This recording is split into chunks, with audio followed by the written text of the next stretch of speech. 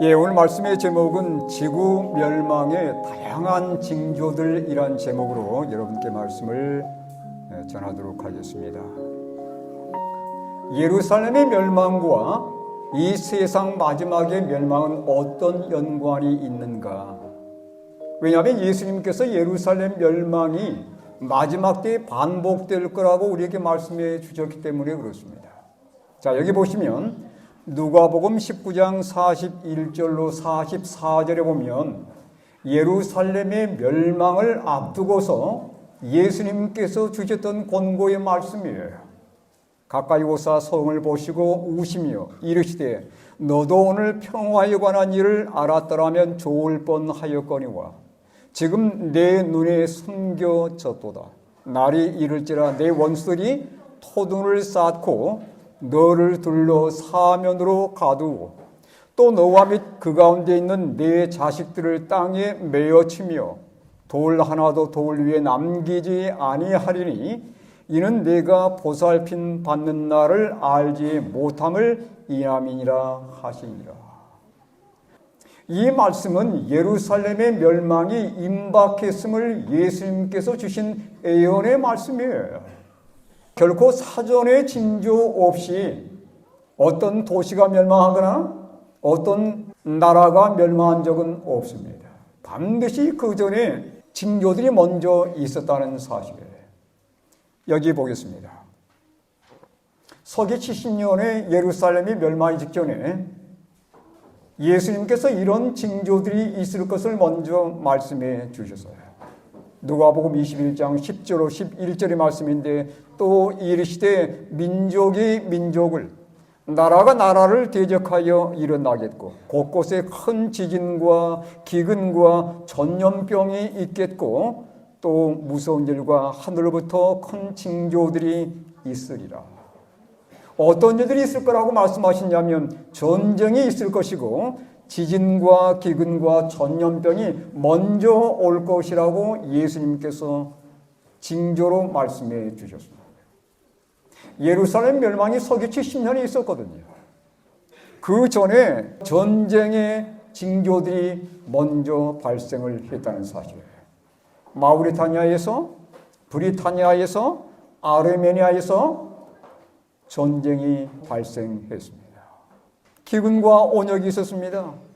41년에서 54년 사이에 글라우디오 황제 때에 4차례의 큰 기근이 닥쳤고 먹지 못한 많은 사람들이 질병 때문에 세상을 떠난 사건들이 있었습니다.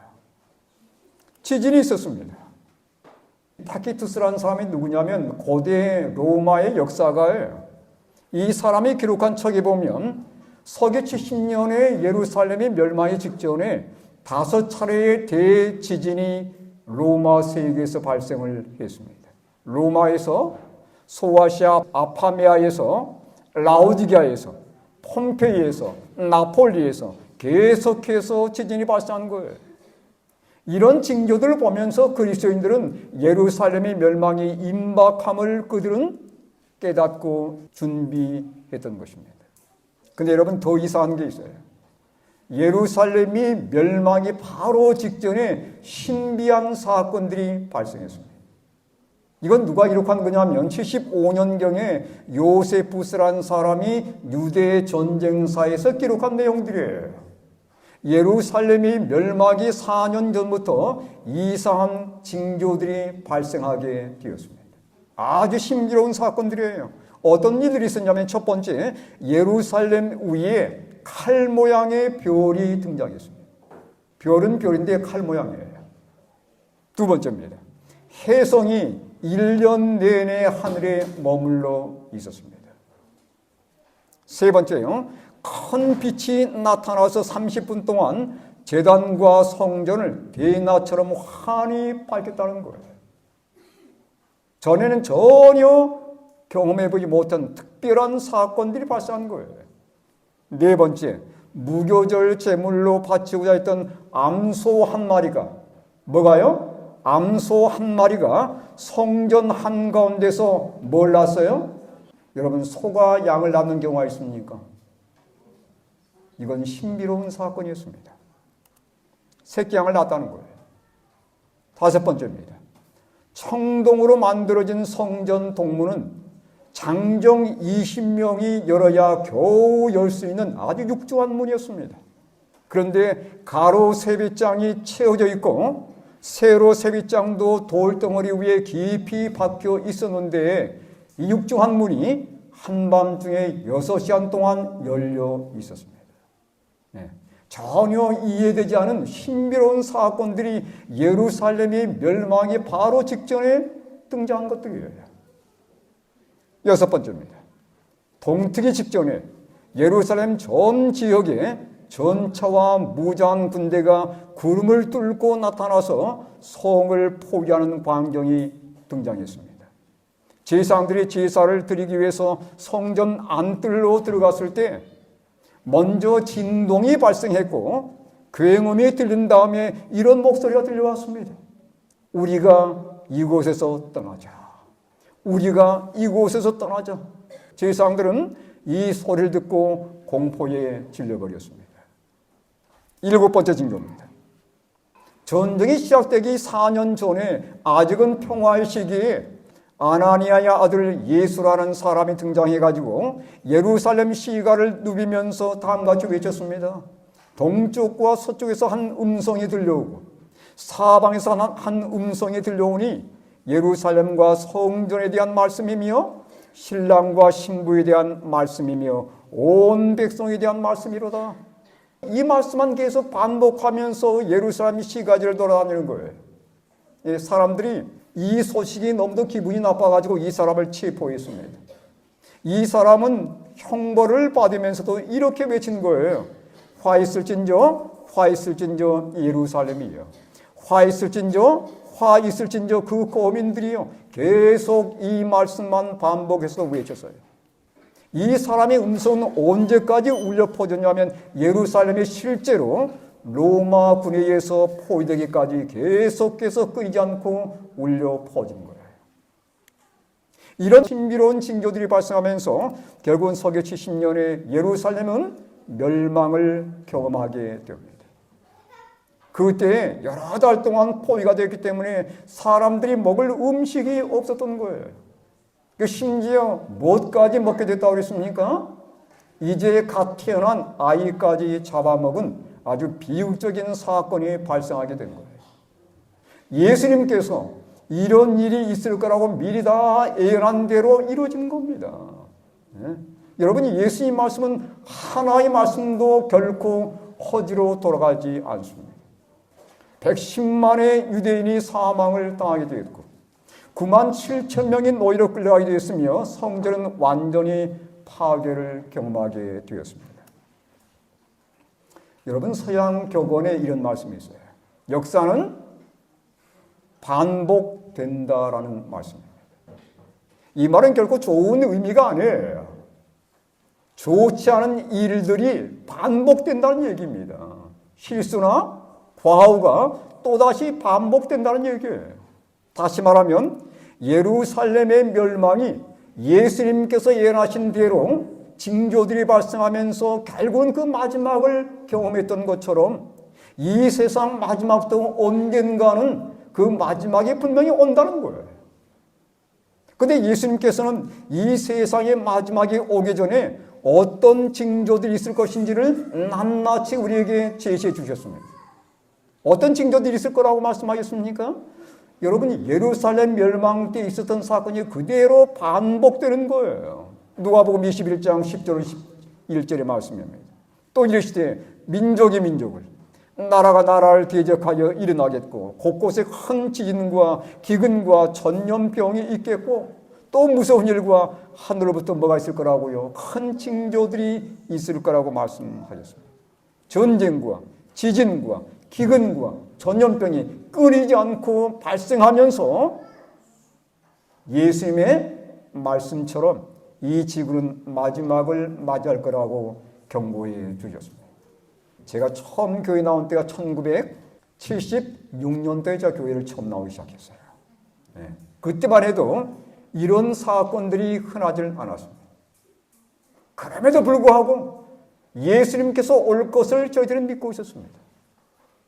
근데 지금은 확연하게 이런 징조들이 반복해서 등장하고 있어요. 여러분, 최근에 이론책이 발간되었습니다. 데이터로 알 수 있는 2030년 지구의 경고란 책이에요. 주된 내용들을 살펴보니까 이런 내용들이에요. 세계 곳곳에서 일어나는 이상기후, 기온 상승과 자연재해, 해수면의 상승, 다가오는 식량 위기, 점차 사라지는 숲, 물을 둘러싼 사회 분쟁, 그리고 감염병의 미래. 이것들이 이 책의 주된 내용들입니다. 네. 여러분, 제가 여기서 몇 가지 중요한 것만 좀 뽑아보도록 하겠습니다. 여러분, 세계 곳곳에서 일어나는 이상기후 징조들을 보시기 바랍니다. 뉴스에 나와 있는 그 문자들을 그대로 가지고 나왔어요. 사막도시 두바이 홍수, 반나절 만에 반년치 폭우. 전에는 전혀 상상하지 못했던 사건들입니다. 그 다음에 1000년에 한 번 확률, 죽음의 땅, 미 데스밸리 홍수. 1000년 만에 있을 걸 말한 사실이 발생한 거예요. 그 다음에 시베리아 이상 고온 현상 38도 역대급 폭염. 사람들이 지금 수영복을 입고 수영하는 장면이 뉴스에 포착이 되었습니다. 시속 200km 괴물 토네이도 닥치는 대로 중국을 삼켰다. 미국만 토네이도가 있는 게 아니더라고요. 중국도 토네이도가 계속 많아지고 있습니다. 그 다음 보니까 여기 강원도 아닙니다. 사막의 나라 이란입니다. 사막의 나라인 이란에 폭설이 내렸어요. 네. 전엔 전혀 생각지 못했던 이런 사건들이 세계 곳곳에서 발생하고 있는 겁니다. 역사 다시 쓸 수준, 최악의 폭염, 지구 덮친다. 네. 매해 경신하고 있는 거예요. 그 다음 보겠습니다. 기온 상승과 자연재해에 대한 것들인데, 여러분, 시속 215km 초강력 허리케인, 플로리다 침수 정전 피해 속출, 100년 만에 처음으로 초강력 태풍이 몰아닥친 거예요. 리비아 대홍수 참사, 사망자 2만 명 이를 것. 말라가는 모로코, 사람도 가축도 먹을 물이 없다. 2024년 닥칠 재난급 폭염, 전 세계가 위험하다. 지구촌 곳곳 폭염 피해, 캐나다 수백 건 산불. 여러분, 곳곳에 세계가 불에 타고 있는 것입니다. 그 다음에 원자폭탄 터졌나? 버섯구름이 인도네시아 화산 무시무시하다. 세계 곳곳에서 화산들이 폭발하고 있습니다. 여러분, 안전한 세상입니까? 네. 이 세상은 더 이상 사람이 살만한 안전한 곳이 되어가고 있지 않는 거예요. 여러 가지 사건들이 우리로 하여금 우리의 생명을 위협하는 것을 우리는 목격하며 살고 있습니다. 녹는 빙하와 해수면의 상승입니다. 빨라지는 북극, 해빙 소멸 2030년 9월 사라져. 막는 건 이미 늦었다. 녹아내리는 남극 빙하. 해수면 상승 수십 미터까지 가는 기후위기 과소평가돼. 뭐가 지금 녹고 있는 거예요? 예, 빙하가 남극과 북극에서 한꺼번에 다 녹아내리고 있는 겁니다. 아주 빠른 속도로. 예. 그리고 영구 동토층이 녹고 있는 거예요. 그래서 최근의 사건들입니다. 인도네시아 수도 자카르타가 침몰한다. 사라지는 섬나라 투발루, 채소 키울 땅도 없어요. 예. 섬나라가 사라지고 있는 거예요. 그 다음에 중국 텐진 해마다 5cm씩 침몰하고 있습니다. 미국 뉴욕 100만 개의 빌딩이 자리 잡고 있는 미국 뉴욕이 가라앉고 있어요. 우리나라는 어떻습니까? 해운대와 명지가 사라진다. 부산 물에 잠긴다. 여러분, 이게 10년 내에 또 일어날 사건들이에요. 여러분, 식량 위기는 어떻습니까? 오늘 아침 혹시 나오실 때 식사 안 하시고 오신 분 계셔요? 먹을 게 없어가지고 굶고 오신 분 안 계시죠? 네. 근데 여러분, 아주 빠른 시간 내에 그런 일이 발생할 겁니다. 네. 이상기후와 물 부족과 전쟁의 사건입니다. 여러분, 기후변화로 인한 물 부족 현상 가속화. 한국 물 부족 국가가 된다. 2031년 물도 수입. 여러분 2031년이면 몇 년 남지 않았습니다. 그때는 우리가 물을 제대로 마시지 못할 때가 온다는 거예요. 먼 미래 사건이 아닙니다. 여러분 세계의 전쟁은 또 얼마나 많아지고 있습니까? 네. 갈수록 살기 좋은 세상처럼 여겨지지만 전쟁은 끊이지 않고 발생합니다. 여러분 지금 이스라엘과 하마스, 이스라엘과 헤즈볼라 계속 지금 전쟁이 일어나면서 점차 더 확산돼 가고 있어요. 러시아 우크라이나 전쟁, 지금 북한도 거기에 가담을 했습니다. 네. 여러분 전쟁은 보다 더 많아질 거예요. 결코 전쟁이 없는 세상은 오지 않을 겁니다. 그건 이 세상에 예수님께서 오시는 사건이 있어야만이 이 세상의 전쟁은 끝나게 될 거예요. 그 전까지는 계속해서 싸우는 일이 발생하게 될 것입니다.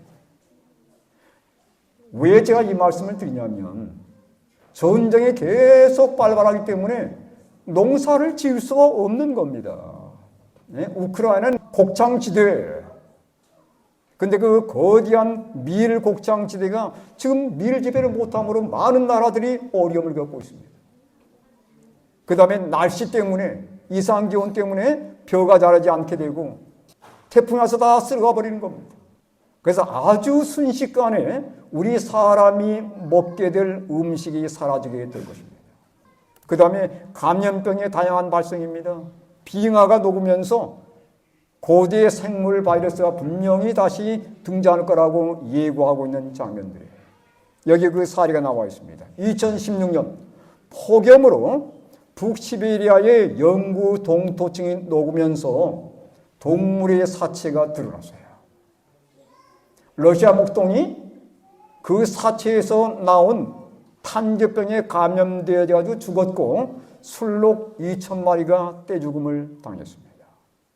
그러면서 2020년 미국과 중국 공동연구진이 티베트 고원 빙하에서 33개의 바이러스 유전 정보를 발견하게 되는데 이 중 28개는 인간이 전에 전혀 경험해보지 못했던 것들이라는 거예요. 사람이 경험해보지 못한 이런 바이러스가 등장하게 되면 많은 사람들이 쓰러질 것입니다. 이 모든 것들을 종합하여 보면 미래의 전문가들과 과학자들은 이런 결론을 내리고 있습니다. 이건 제 말이 아니에요. 제가 지금 뉴스에 나와 있는 모든 내용들을 다 좀 담아서 여러분께 그대로 전달해 드린 것 뿐입니다. 소멸까지 D-7년이에요. 이 지구가 소멸되기까지 그 말입니다. 2030년대 지구의 운명이 이렇게 될 거라는 거예요. 여러분, 이거 신뢰할 만한 지금 그런 공영방송이 우리에게 이미 방송으로 내보낸 그런 내용들이에요. 최고의 위기 맞은 지구. 6차 대멸종 얼마 안 남았다. 지구 존폐 10년 내 결정. 유엔의 섬뜩한 경고. 그 다음에 10년 후 인류는 멸종의 길로 들어섭니다. 이런 내용들이 계속해서 지금 보도되고 있습니다. 여러분, 이런 내용들을 접하면서 어떤 느낌이 드십니까? 이거 괜히 겁주는 거 아니에요? 예. 겁주는 게 아닙니다. 이건 사실이에요. 그 말은 뭐냐면 이 지구의 마지막이 정말 신속히 다가오고 있다는 증거입니다. 어떻게 해야 되겠습니까? 2024년의 종말 시기에 2024년의 종말 시기에는 얼마를 가리키고 있다고 그랬어요? 자정 바로 90초 전을 가리키고 있다라고 말씀하고 있습니다. 이 말은 무슨 말이에요? 끝날 때가 다 되었다는 얘기입니다. 여러분, 이 세상은 더 이상 사람이 살 수 없는 세상이 되어가고 있어요. 이거요, 돌이킬 수 없습니다. 아주 빠른 속도로 침몰해 가고 있는 거예요. 자, 여기 보시기 바랍니다. 재난은 분명히 증가할 겁니다. 민족이 민족을, 나라가 나라를 대적하여 일어나겠고 곳곳에 기근과 지진이 있으리니, 그 다음 뭐라고 했어요? 이 모든 것은 재난의 시작일 뿐이라는 거예요. 갈수록 심화된다는 얘기입니다. 갈수록 많아질 거란 얘기예요. 예? 누가복음 21장 26절 다 함께 읽겠습니다. 시작. 사람들이 세상에 임할 일을 생각하고 무서워함으로 기절하리니 이런 하늘의 권능들이 흔들리겠습니다. 너무도 끔찍하고 두려워서 수많은 사람들이 기절하여 쓰러질 거라고 분명히 성경은 예고하고 있습니다. 근데 여러분, 만약 이 지구의 상태를 그대로 방치해 버린다면 지구는 분명히 멸망하게 될 것입니다. 예. 근데 여러분, 여기 누가복음 21장 9절의 말씀을 잘 보시기 바랍니다. 난리와 소요의 소문을 들을 때에 두려워하지 말라. 이 일이 먼저 있어야 돼. 그 다음 뭐라고 그랬어요? 끝은 곧 되지 아니하리라. 지구가 지금 엄청난 속도로 지금 멸망을 향해 나아가고 있습니다. 그런데 지구가 멸망이 바로 직전에 어떤 일이 있을 것인가, 이런 엄청난 일이 있을 것을 성경은 예고하고 있어요. 그게 뭐냐면 이 약속입니다. 자, 우리 한번 같이 읽어보도록 하겠습니다. 요한복음 14장 1절로 3절의 말씀이에요. 읽겠습니다. 시작. 너희는 마음에 근심하지 말라. 하나님을 믿으니 또 나를 믿으라. 내 아버지 집에 거할 곳이 많도다. 그렇지 않으면 너희에게 일렀으리라. 내가 너희를 위하여 거처를 예비하러 가노니 가서 너희를 위하여 거처를 예비하면 내가 다시 와서 너희를 내게로 영접하여 나 있는 곳에 너희도 있게 하리라. 예수님의 첫 마디 말씀이 뭐였습니까? 너희는 마음에 근심하지 말라는 거예요. 이 세상의 마지막을 내다보면서 두려워 떨지 말라는 겁니다. 왜냐하면 이 세상에 침몰하기 직전에 어떤 일이 먼저 있겠다고요? 3절에 보니까 내가 다시 와서 그랬어요. 이게 뭡니까? 이게 뭐예요? 예수님의 재림이에요. 내가 다시 와서 너희를 내게로 영접하여 나 있는 곳에 너희도 있게 하리라. 우리를 옮겨주는 겁니다. 어디에서요? 멸망은 이 지구에서 우리를 빼내서 어디로 옮기시는 거예요? 하늘로 옮기시는 거예요. 이게 바로 예수님의 재림의 약속입니다. 네. 만약 그대로 방치된다면 지구는 끝날 거예요. 근데 지구가 완전히 멸망이 바로 직전에 하나님께서 그의 백성들을 보호하셨다가 이들을 고스란히 어디로 옮기시냐면 하늘로 옮겨주는 거예요. 죄 많은 이 세상은 내 집 아니네. 이 세상은 우리 집이 아니에요. 우리는 다 떠나야 되는 것입니다. 어떤 사람은 재난 때문에 생명을 잃을 것입니다. 어떤 사람은 예수님을 부인하고 살다가 결국은 이런 파멸을 경험할 사람도 있을 것입니다. 그러나 예수님을 믿고서 끝까지 인내하는 자들에게는 영원한 하늘이 그들에게 상급으로 제공될 것입니다. 오늘 이 아침에 우리 서영자 여사님께서 귀한 간증을 주셨습니다. 이분이 첫 교회를 나오신 다음에 계속해서 안식일마다 열심히 교회를 나오세요. 네. 그러한 신앙을 가진 백성들이 최후에 살아남는 백성들이 될 것입니다. 누가복음 21장 33절, 35절, 36절의 말씀이에요. 천지는 없어지겠으나 내 말은 없어지지 아니하리라. 우리가 방금 보았던 모든 지상의 사건들은 예수님께서 미리 다 예고해 준 사건들이에요. 지금 그대로 되어가고 있고 그 다음에 그 사건들이 더 규모가 커지고 더 위협적으로 다가오고 있습니다. 21장 35절 이 날은 온 지구상에 가는 모든 사람에게 이 말이라. 이 재림의 사건은 누구도 피할 수 없는 거예요. 네. 그날엔 딱 두 종류의 사람만 있게 될 겁니다. 예수님을 믿는 자들과 예수님을 부인한 자들 딱 두 종류의 사람만 있게 되는 거예요. 36절입니다.